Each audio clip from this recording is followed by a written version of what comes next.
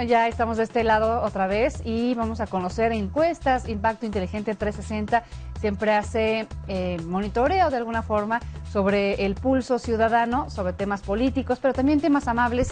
Y hoy, como siempre, saludamos con muchísimo gusto a Ana Laura Arroyo. ¿Cómo estás, Anita? Muy bien, muchas gracias, Marta. Qué bueno, qué guapa. Ay, gracias. Siempre. Me bañé para venir. Qué gusto. Programa. Me da mucho gusto recibirte y hoy nos traes dos encuestas. Una más seriezona que la otra. O las dos son serias porque vivir a los 30 todavía con papá y mamá. Sí, no quiero herir susceptibilidades, ¿eh?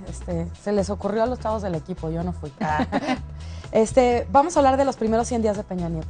Perfecto. ¿Qué te parece si arrancamos con esta? Y luego vamos a hablar de todavía...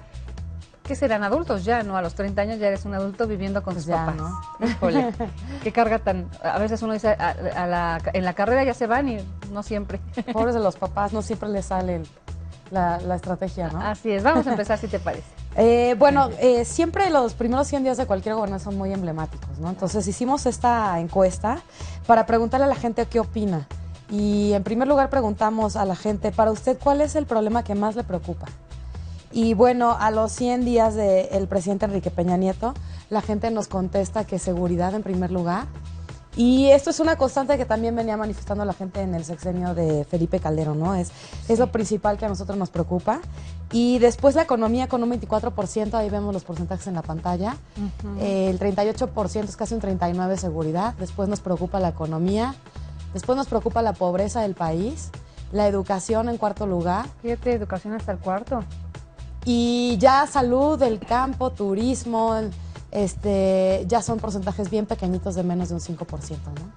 Sí, pero entonces, seguridad, por supuesto, ¿no? Pues la seguridad sigue siendo el primerísimo lugar y esperemos que el presidente ya dijo que va a ser una estrategia pues muy importante, ojalá que... Y que resultados hasta un añito. Y que, exactamente. ¿No? Pues, ¿qué vamos a hacerle? Después preguntamos, ¿cómo percibe el combate al crimen organizado? Y bueno, aquí están los porcentajes. Un 48% de la gente nos contestó que igual que antes, un 17% mejor que antes, un 24% peor que antes y un 10% no nos contestó esta pregunta. Aquí precisamente es lo que tú estabas diciendo, ¿no? Que el presidente ha dicho que su nueva estrategia se verán los resultados a partir de un año de su gobierno. Y bueno, otra cosa es que pretende invertir 62 mil millones de pesos en el combate al crimen organizado, ¿no? Es una cifra altísima que antes no se había en el sexenio pasado, ¿no? Y digo, creo que aquí lo más importante también es la estrategia social, ¿no? Que creo que es algo que había faltado en el sexenio anterior. Claro. No solamente el combate, sino también el arreglar el tejido social y bueno, muchas cosas que hay abajo. Sí, trabajé un poco más sobre la prevención, no tanto sobre el ataque contra el crimen, ¿no? Exacto. Después preguntamos, ¿cuál de las siguientes acciones del gobierno de Enrique Peña Nieto ha escuchado? Y bueno, la gente nos responde que en un 34% ha escuchado más hablar de la reforma educativa, ¿Cómo no? un 17% cruzada contra el hambre, el 14% ha escuchado hablar más sobre la reforma de telecomunicaciones, un 13% ha escuchado hablar más del Pacto por México y un 6% el plan precisamente de prevención de la violencia y el delito.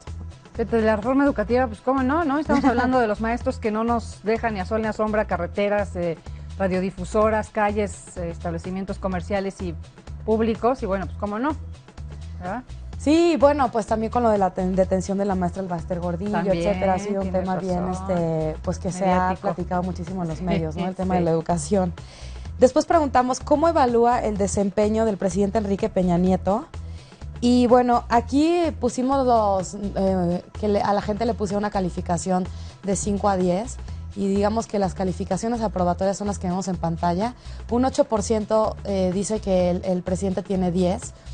Con un 9 lo evalúa el 6% de la población, con un 8 el 18% de la población, 7 un 20% y 6 otro 20%.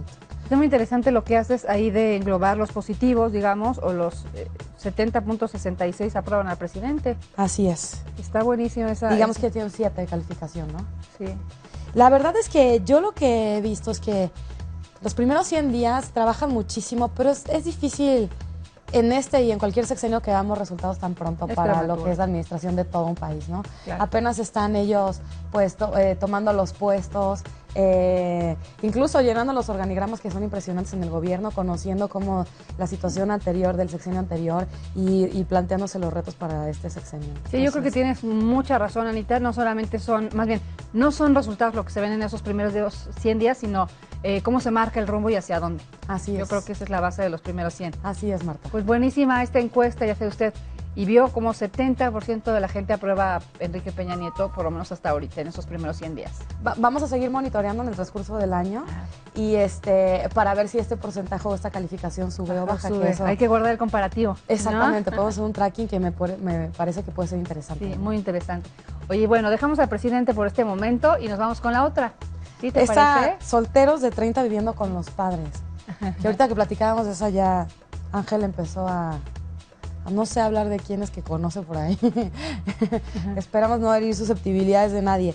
Aquí la primera pregunta que hacemos es, ¿usted sabe o conoce a un soltero de 30 años o más que viva aún en casa de sus padres?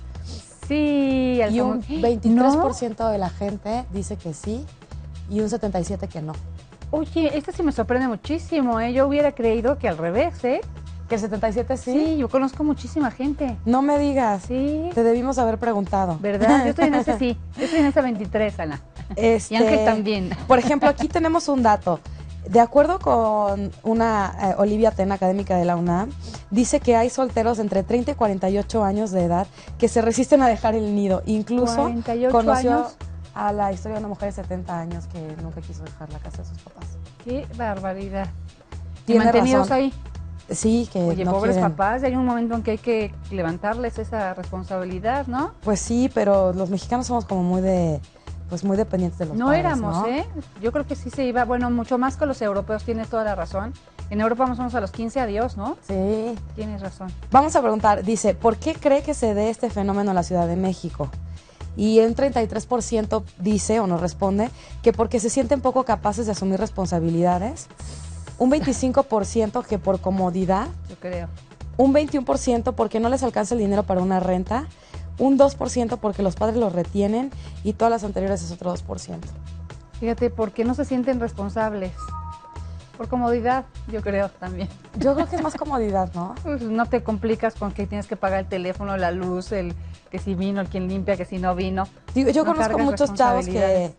pues ya de la lana, del dinero que ganan, se lo dan ¿Una parte? una parte a los papás. Bueno, siquiera, ¿no? Pero les sale más barato que vivir solos, ¿no? Por ejemplo. Claro. Después preguntamos, ¿considera esto como una nueva dinámica familiar? Y fíjate, Marta, esto está muy revelador. El 42% dice que sí, que es una nueva dinámica familiar. Un 11% que probablemente y un 43% nos dice que no. Fíjate. Bueno, lo cierto es que ahora cada vez se casan más grandes, ¿no? Sí se elige a hacer una vida propia cada vez más grande. Sí, y bueno, también se han dado otros factores que sí han cambiado, ¿no? El hecho de que hay mucho más madres jefas de familia, por ejemplo, y que sí probablemente también en muchos casos hasta la edad para casarnos y tener ya una familia se ha hecho más larga cada vez, ¿no? Se ha ido postergando. Después preguntamos, desde su percepción, ¿a qué edad es pertinente dejar de vivir en la casa de los papás? Y bueno, aquí están los resultados. Un 10% dice que de los 18 a los 22 años, un casi 40% que de los 23 a los 26, un 24% de los 27 a los 30 y un 19% dice que en cuanto no sea posible. Mira, yo estoy ahí con ese 39.33. ¿Tú piensas que de los 23 a los Sí, pero 26? estoy de los 26. Antes creo que es prematuro, están chiquitos, ¿no? No, y bueno, ¿A qué edad terminas la carrera? Como a los 24, 23, ¿no? 23, sí. Yo creo que estoy en la carrera, ¿no? Y que tengamos 2 añitos para disfrutar. conseguir un buen trabajo, Sí, podernos claro. pues mantener, ¿no? Porque Sí. muchas veces es un tema de economía. Sí, por supuesto que debe serlo, sí. Oye, qué buena encuesta, ¿eh? Refleja una realidad, pues, innegable. Sí, bueno, dice, según datos de INEGI, que de 112 millones de mexicanos que somos, un poco más de 20 millones sabemos solteros.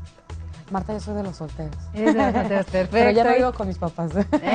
Tú Ahí te la mantienes llevo, ahí la sola, llevo. tienes una autosuficiencia económica y moral y emocional completa. Así es, Marta. ¿No? Pero sí soy de estos 20 millones. Ya les dijo, Anita está soltera, así que Ay, chicos, mírenla qué guapa, qué parece inteligente. promoción. No lo hice así, ¿eh?